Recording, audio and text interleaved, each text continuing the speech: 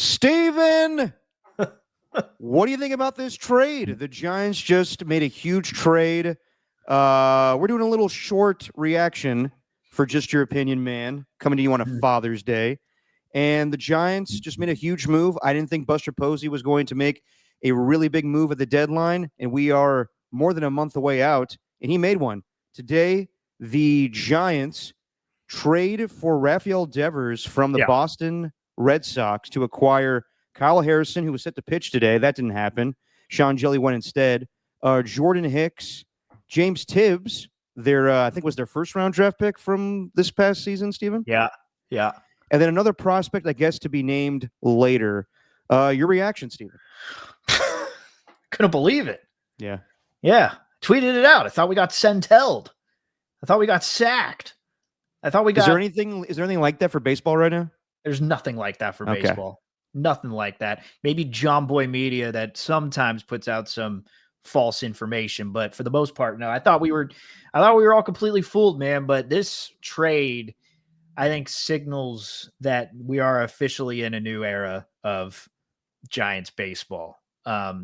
This is a big time deal. It's as big as any move that was made in the prior regime. And I don't mean to sound like our current president talking about the previous administration, but that's all I could think about initially when that trade went down. I'm just like, wow, you finally landed a guy who can give you a bunch of home runs. Normally he's on a worse season, he's a 260 type of hitter. Even this year, I thought he was having a down year, and looking at his average, he was batting 279, which is just insane, or 271 or something like that. He gets on base. He's got power.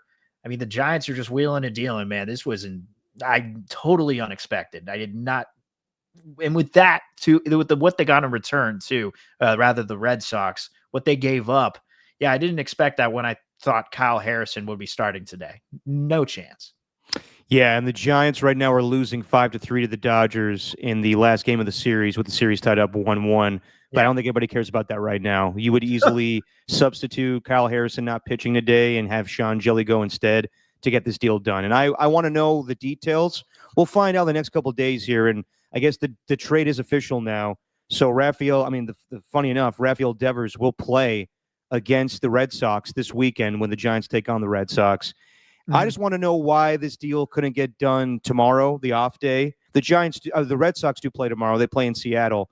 But I was just curious why the Giants, trying to go for this win today, maybe win the series, couldn't have waited one more day and have Kyle Harrison go on the mound instead of Sean Jelly. But regardless, you would gladly do the deal. And all you need to know is I'm seeing all the Boston media members, all the Boston fans, Dave Portnoy, all pissed off about this deal right now because they like Rafael Devers, and he's been tied to them for a long ass time as far as a contract, right? He's not a free agent until like 2023. See, that's 2033. That's the thing. We're in the Bay Area, and it's the big deal what's going on with the Giants and Buster Posey and the biggest difference, blah, blah, blah, in this year compared to last year. But I think the even bigger story is just how much of a dumpster fire the Red Sox have been in trying to replace Mookie Betts ever since that trade to the Dodgers, because Rafael Devers was that guy, and that's why they gave him a contract, 10 years, $330 million. Like, he thought he was going to be the face of the franchise, the cornerstone for a rebuild. But ever since the start of the season, and I was listening on the radio on the way up here, and Dave Fleming pointed it out, when they ended up signing Alex Bregman and had him at third base, Rafael Devers is like, what the hell? You guys signed me this long-term extension. You just go out and get another guy.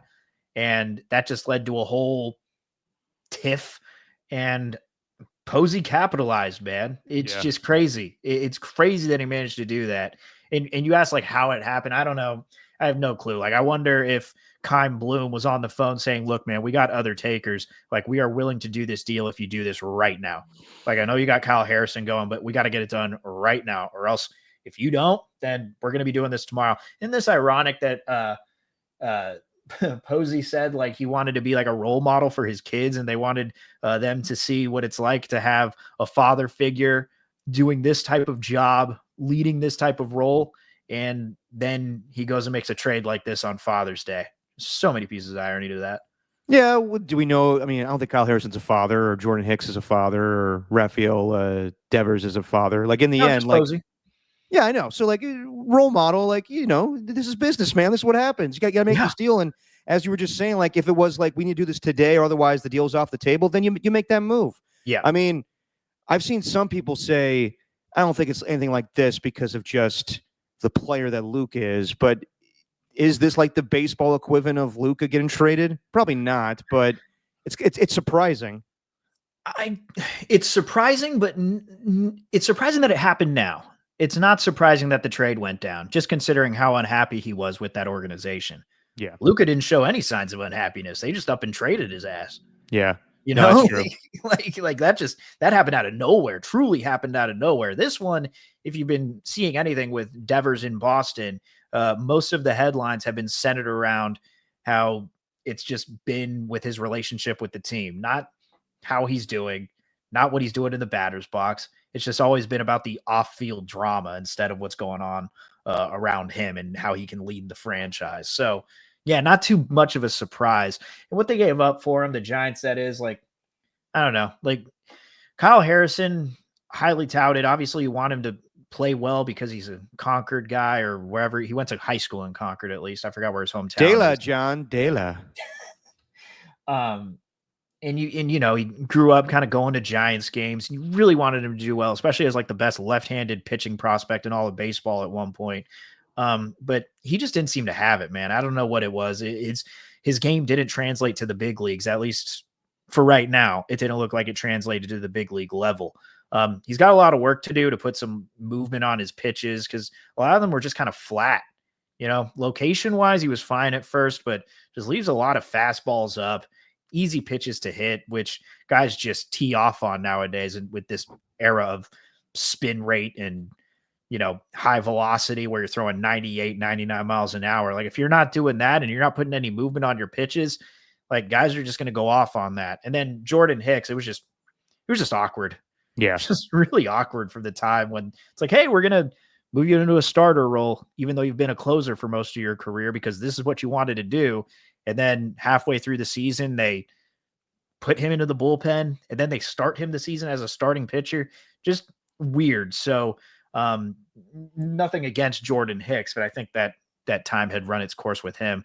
The only one I'm really curious about is James Tibbs. That dude, in the words of my father-in-law, stud in Eugene. So he was actually kind of like, ooh, I don't know. I don't like that. I don't like that they gave him up for this. Well, would you rather have Tibbs go or Bryce Eldridge? Probably Tibbs. Yeah, see, that's the thing. Like, I was surprised when I read all the details. I was like, and they avoided Eldridge not going? That's a win. And I get it. I mean, like, you know, Giants fans, baseball fans in general, keep track of prospects and guys coming up and all that stuff. My personal feeling is I don't really care. Like, until you make it to, I mean, until you're actually like in the big leagues and playing for that team, that's when I start to pay attention. I understand like people are excited about Bryce Eldridge. So the fact that you didn't have to give him up in a trade, all the more sweet. Yeah. And yeah, with Jordan Hicks, actually back to Tibbs. Did you see Clayton Kershaw on the broadcast when they told him the trade? And he was like, "Who's that?" Yeah. They're like, "Oh, he was the the Giants' first round draft pick." Oh, I don't care. I mean, whatever. Yeah. And honestly, that's how I think Giants fans should feel about this. Like, I get it. He's a prospect, but you got this player. They made a big time move. You're right, Steven. This is the biggest move the Giants have made in quite some time. You can pinpoint certain things with Farhan, but this is by far the biggest move they've made. And yeah, Jordan Hicks, I thought that was more of a Farhan experiment. And Buster Posey was just, doing his due diligence to evaluate the team and, wanted to, see what he has in him. And they found out that he's not really that great of a starter. So he went back to the bullpen, and now he'll go to Boston. And with Kyle Harrison, he, had issues in spring training. He was fine when he started a few games this season, but we all knew that if they were going to make a big time move to get a bat, you're going to have to give up an arm. And, you're likely to give up Kyle Harrison or even Justin Verlander, but they hang on to Justin Verlander for now, and we'll see when he's good to go. You would assume that with trading Kyle Harrison, that maybe we see Verlander the next couple of days here, or probably this week, given I know he was doing some bullpen pitching lately. Yeah. But there's so much revisionist history too when it comes to like mentioning Kyle Harrison, because I'm seeing a lot of, oh, this could be another Zach Wheeler situation. It took Zach Wheeler like 5 seasons until he became the caliber of pitcher that he is. And you could say he's at the height of his powers now. And this is like 10 years after that actual trade went down, even more than that. So I'm not going to use the Zach Wheeler comp Well, for you know Kyle what? Harrison, you know?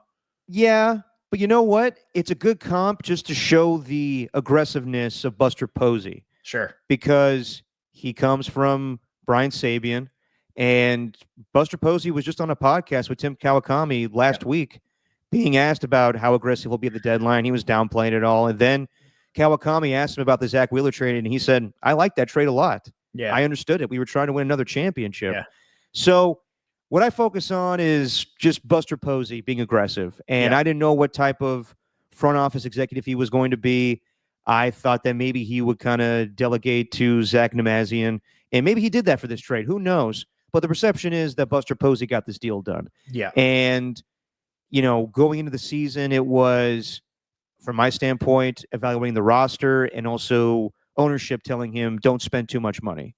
Right. And now that he got his guy in Willie Adames, gave him the biggest contract in Giants history, acquired Justin Verlander, made some tough decisions to DFA a former teammate in Lamont Wade Jr., brought up some guys. This is the biggest move, I mean, that a Giants executive has made in quite some time.